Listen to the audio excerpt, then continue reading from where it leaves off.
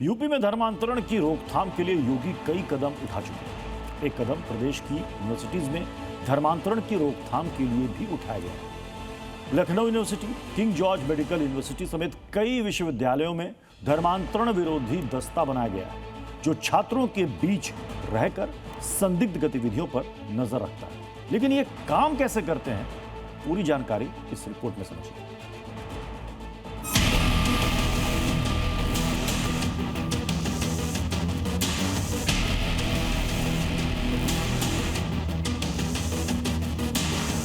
और धर्मांतरण जैसी राष्ट्र विरोधी गतिविधियों के प्रति सतर्क रहना होगा। जिन्होंने यूज किया है वो जानते हैं असली हींग का स्वाद। MDH सुपर हींग, शुद्धता का असली तड़का। MDH।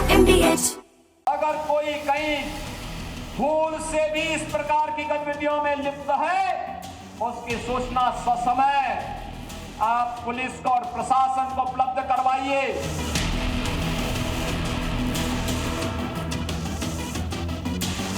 उपचार की व्यवस्था हम स्वयं कर लेंगे।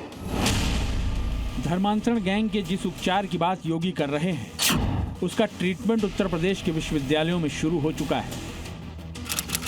मर्ज है धर्मांतरण वाली साजिश और उसका इलाज योगी ने निकाला है धर्मांतरण विरोधी दस्ता। ये वो एंटी धर्मांतरण सेल है जो यूपी के कॉलेज, यूनिवर्सिटी में किसी भी छात्र को धर्मांतरण गैंग के झांसे में आने से रोकता है। जिसका मतलब यह है कि अब KGMU में कोई रमीजुद्दीन भोली भाली हिंदू लड़की पर धर्मांतरण का दबाव नहीं बना पाएगा। आप ये जो टीम जो आप देख रहे हैं, ये वो टीम है जो कि एंटी धर्मांतरण टीम का हिस्सा है। इस दस्ते का गठन प्रदेश की राज्यपाल आनंदीबेन पटेल के निर्देश पर हुआ है, जिसका उद्देश्य शैक्षणिक परिसरों में छात्रों को किसी भी तरह के लालच, मानसिक दबाव और ब्लैकमेलिंग के जरिए धर्म परिवर्तन से सुरक्षित रखना है। धर्मांतरण की जो कमेटी है, उसका मुख्य काम है जागरूकता बढ़ाना।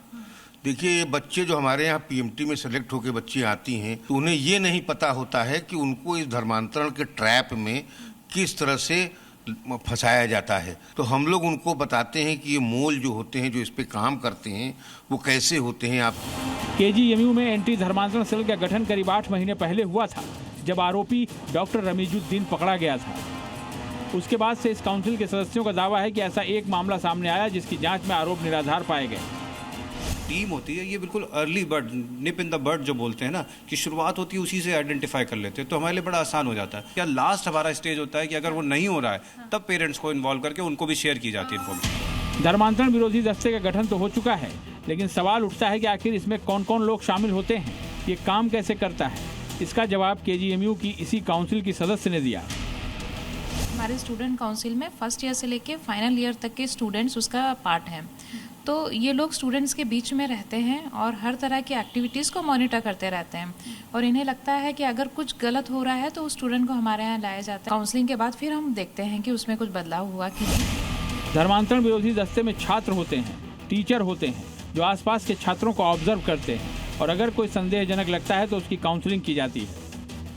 तो हम बातें रोज होती हैं, हम ऑब्जर्व करते हैं, अगर कोई भी चीज़ें अगर हो रही हैं, किसी भी सामने से हम बात कर रहे हैं, वो हमसे वेल कनेक्टेड रहते हैं। अगर हमें ऐसा लगता है, कट ऑफ होते हैं थोड़ा, तो उससे हम चीज़ें जज कर पाते हैं कि कोई तो इशू है, तो हम उससे पर्सनली पूछते हैं वो चीज़ों को।